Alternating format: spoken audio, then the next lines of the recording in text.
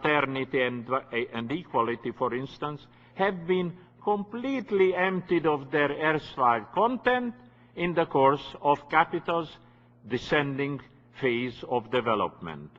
All connection with the Enlightenment tradition of the progressive bourgeoisie has been broken, and references to liberty and democracy today are cynically used in the service of oppressive, often even the most brutally violent, even if hypocritically packaged, state political and genocidal military purposes.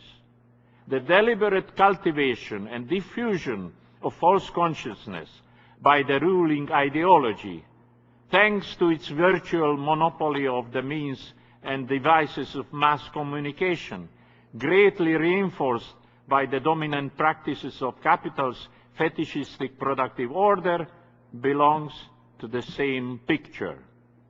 Understandably, therefore, the radical alternative of the new historical order must be consistently articulated also in the domain of values.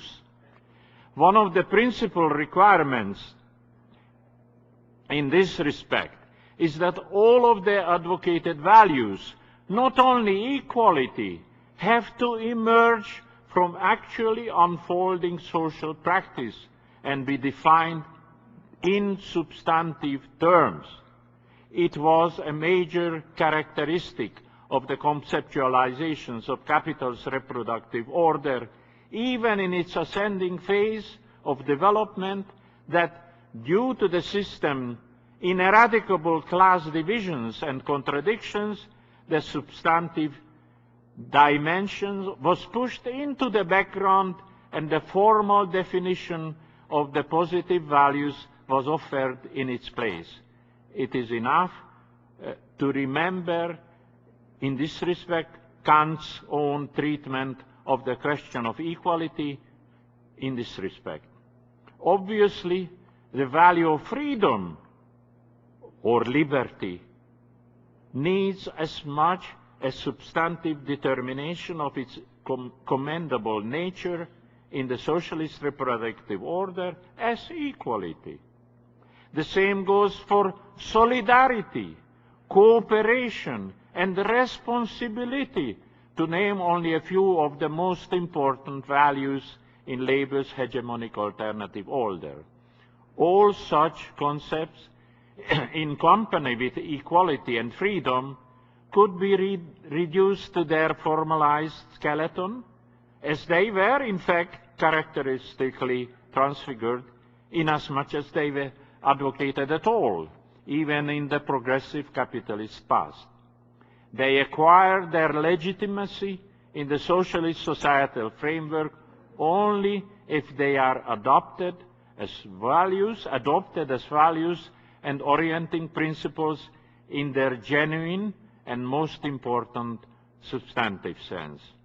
Another vital aspect of this problem is that the value determinations of the socialist order cannot positively prevail unless individual and social consciousness are properly brought together in actual social practice. And that is possible only if the values in question can be autonomously realized in their substantive reality by the particular social individuals as freely associated producers. That is the only way to avoid the danger of re-establishing society as an abstraction vis-à-vis the individual, to recall Marx's warning. The categorical reflection of social antagonism from the vantage point of capital was always problematical, and it has become progressively worse with the passing of time. Naturally, there were some powerful reasons for that. Thus, in any attempt to find enduring solutions to these issues, it is necessary to underline the key role of transformatory social practice. The dualisms and dichotomies of the post-Cartesian philosophical tradition have arisen from the soil of a determinate social practice, burdened with its insoluble problems. They were representative conceptualizations of deeply rooted practical antinomies. To think of theoretically resolving them simply by means of the adoption of a different categorical framework would be quite unreal.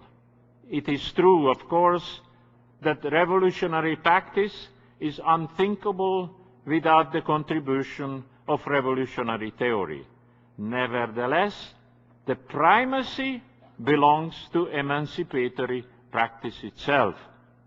One cannot anticipate the solution of the difficult and in so many ways intertwined problems discussed here in any other way, without envisaging, that is, the institution of an alternative social order from which the practical antinomies and contradictions of capital's mode of societal reproduction are effectively removed.